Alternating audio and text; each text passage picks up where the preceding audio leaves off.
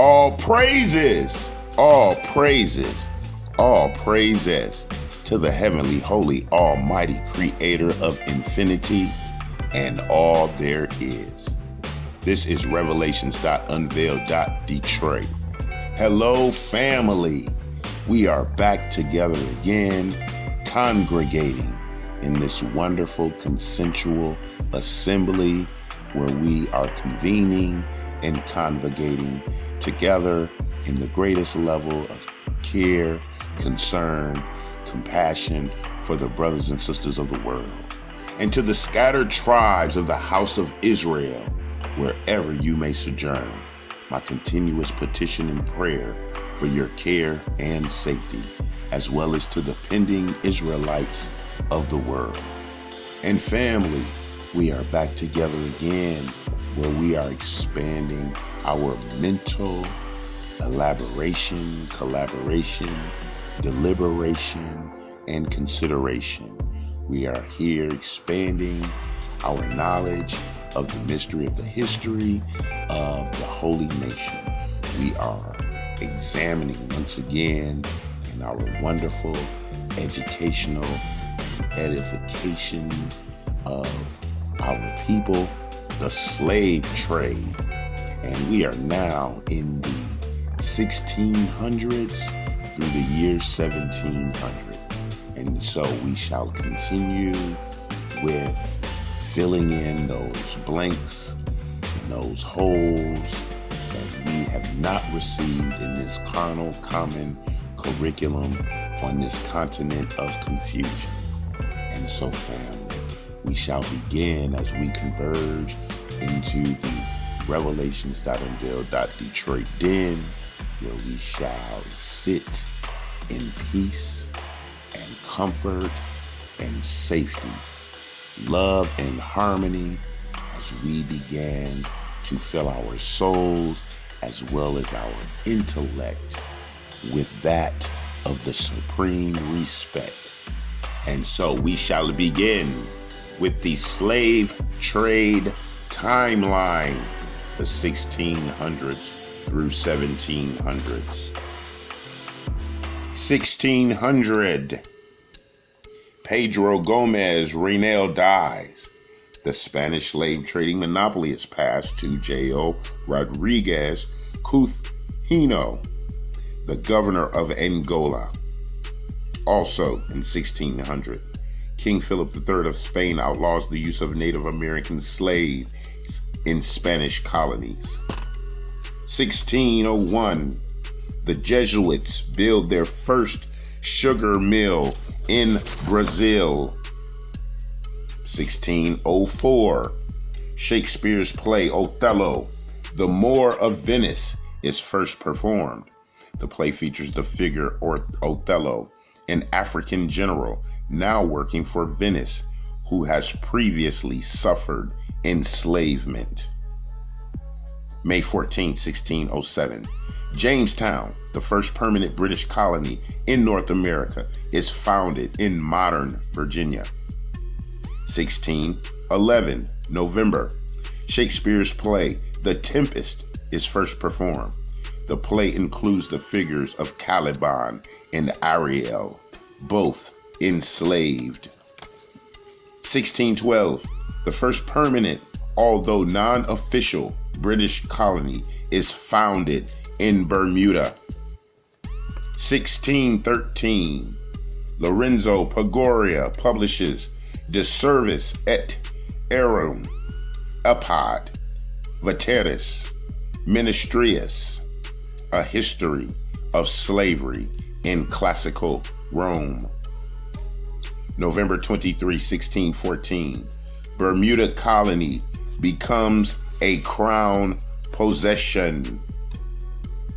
1617, the first records of slaves in Bermuda.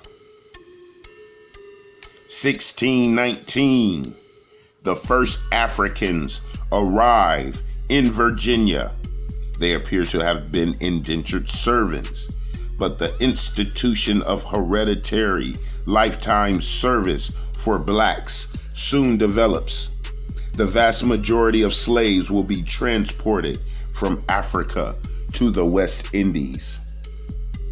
1621, June 3rd, Dutch West Indies Company chartered and granted a monopoly to trade in the Caribbean. Dutch slave traders had been operating with varying degrees of success since about 1600. January 28, 1624, Thomas Warner founds the first British colony in St. Christopher, now normally known as St. Kitts. 1625 was the foundation of the Danish West Indian Company. May 14, 1625, Captain John Powell lands on Barbados and claims the island for King James I. 1627, a Spanish Peruvian Jesuit, Alonso de Sandoval, publishes Naturaleza Policia, Costumbres y Ritos Disciplina, Catequismo Evangelico de Todos Etiopes, the Nature Policy, Customs and Rituals, Discipline and Gospel, Catechism of All Ethiopians, which argues that slavery combines all the world's evils.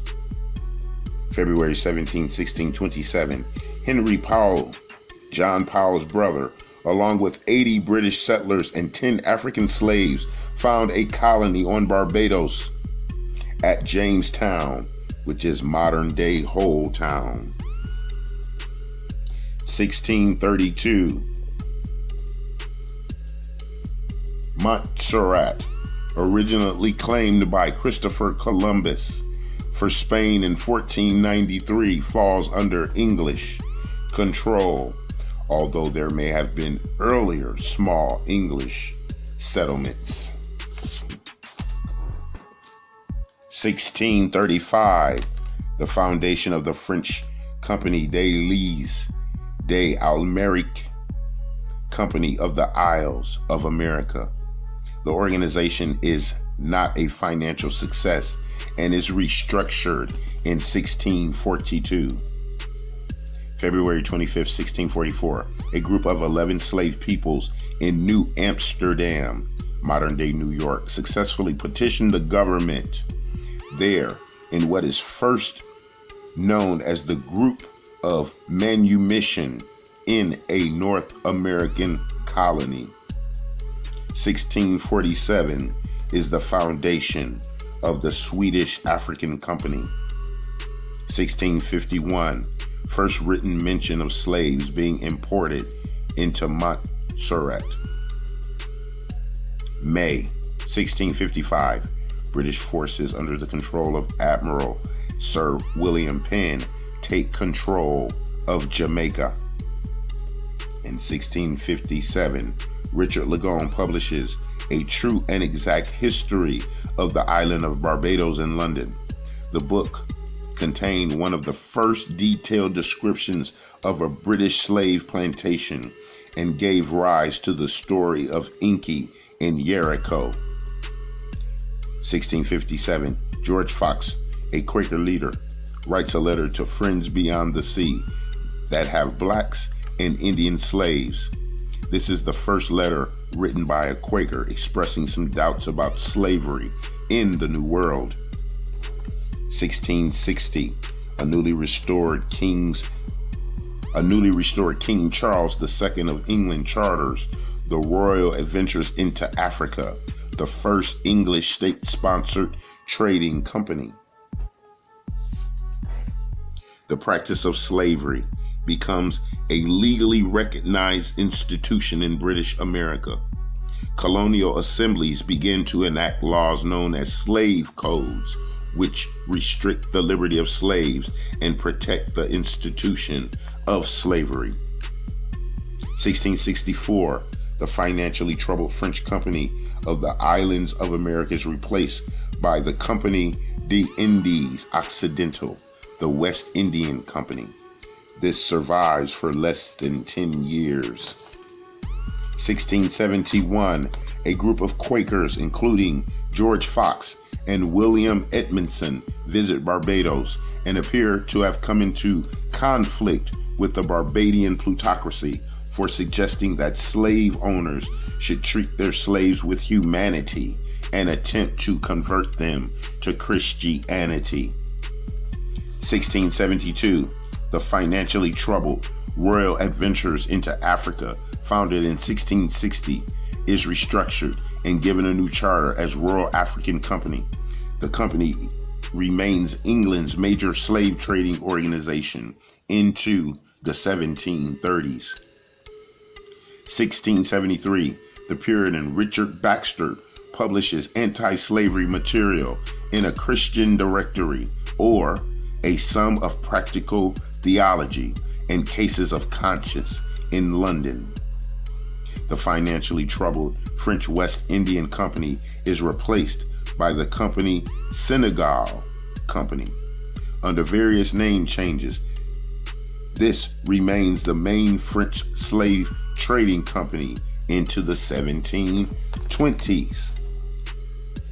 1676, the Quaker George Fox publishes Gospel Family Order, being a short discourse concerning the ordering of families, both of whites, blacks, and Indians, which urged Quakers in America to treat their slaves humanely. The book, although published in London, appears to have been based on a sermon he delivered in Barbados in 1671. The Quaker Alice Kerwin visits Barbados, and in a letter to the slave-holding Barbadian friends, Martha Taverner becomes the first Quaker to unambiguously denounce slavery.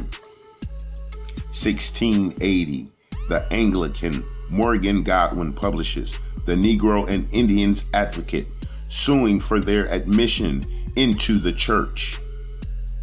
March 4, 1681, Pennsylvania colony, later to become the center of anti-slavery thought, was founded by a grant to William Penn by King Charles II. January 26, 1682, the birth of Benjamin Lay in Colchester. Lay would later move to Pennsylvania and become an important anti-slavery campaigner in the 1730s. 1684, in London, Thomas Tryon publishes 2 tracts on slavery: The Negro Complaint of Their Hard Servitude and the Cruelties Practiced Upon Them, and a discourse in way of dialogue between the Ethiopian or Negro slave and a Christian. This was his master in America. These appeared as parts 2 and 3 of Family Advice to the Gentlemen Planters of the East and West Indies. February 18, 1688, the Germantown protests, sometimes also referred to as German Mennonite Resolution Against Slavery, the first formal protest against slavery to be made in the British American colonies, is delivered in Germantown, Pennsylvania. 1688, Afre Ben publishes O Renuco, or The Royal Slave, the first novel to discuss the rights and wrongs of slavery. 1689, John Locke publishes 2 treatises of government, which arguably offers a justification for slavery. Although few scholars now believe that Locke's arguments were intended to be applied to the Atlantic slave trade. 1691, Cotton Mather's biography of John Eliot includes anti-slavery sentiments. The life and death of the renowned Mr. John Eliot, who was the first preacher of the gospel to the Indians in America. 1693, The anonymous, an exhortation and caution to friends concerning buying and keeping of Negroes in New York, 1693, becomes the first printed pamphlet explicitly denouncing slavery and the slave trade arising from political controversies in early Pennsylvania. It is directed towards Quakers in Philadelphia. 1696, Thomas Southern in London publishes dramatic version of Ben's Oronooko, or The Royal Slave. October 23rd, 1696, Philadelphia Quakers rule that friends be careful not to encourage the bringing in of any more Negroes, and that such that have Negroes be careful of them. Bring them to meetings or have meetings with them in their families, and restrain them from loose and lewd living. This probably is the first institutional attempt to limit slave trading in America.